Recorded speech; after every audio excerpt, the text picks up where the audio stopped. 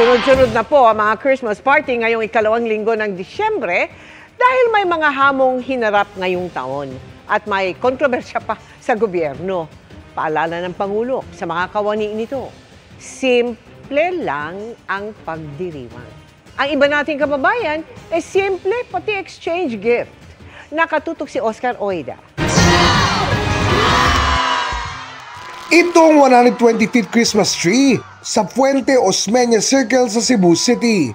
Simbolo ito ng pag-asa para sa mga Cebuano na tinamaan ng sunod-sunod na unos tulad ng bagyo at lindol.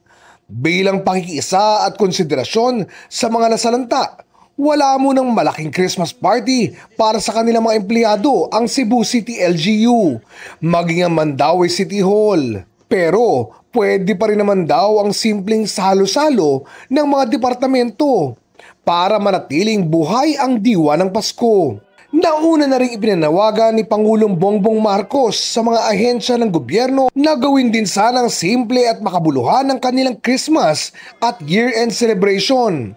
Nitong weekend, binuksan sa publiko ang Kalayaan Ground sa Malacanang at namahagi si Pangulong Bongbong Marcos ng regalo sa mga bata.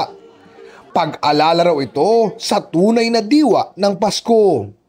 Kahit na mabigat ang hinaharap natin, kahit papano, meron tayong isang counting panahon, lalo na pag Pasko, na kailangan naman natin maalala ang mga binayaya natin. The biggest treasure that we have here in the Philippines are these, our children, the future of our country. Sa tingin naman nakausap namin, mahalaga pa rin ang pagtitipon at pagdiriwang tulad ng Christmas parties, lalo na sa gitna ng mga hamon sa buhay. Yes po, kasi syempre 'di ba once a year lang po natin na raranasan yung Christmas party, tsaka yun lang po yung araw na parang magsasama-sama po yung mga magkakatrabaho po. So parang yun din yung way para magbigayan, magsaya. Parang yun na po kasi 'di ba yung nakasanayan ng Pilipino, yung parang meron siya na Christmas party every year.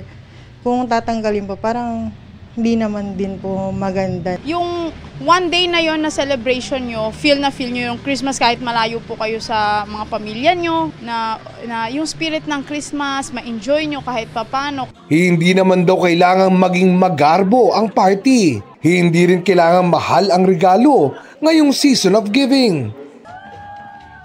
Isa nga sa mga nauuso ngayon ang small gift exchange. Ang siste, bawat tao sa grupo magdadala ng small items para sa lahat ng kasama. Kwento ng grupo ni Hughes Cooper CJ Yap, mas na-excite daw sila dito kaysa sa traditional na exchange gift. Maganda rin daw na nakakuha sila ng hindi lang isang regalo na magagamit daw nila sa pang-araw-araw.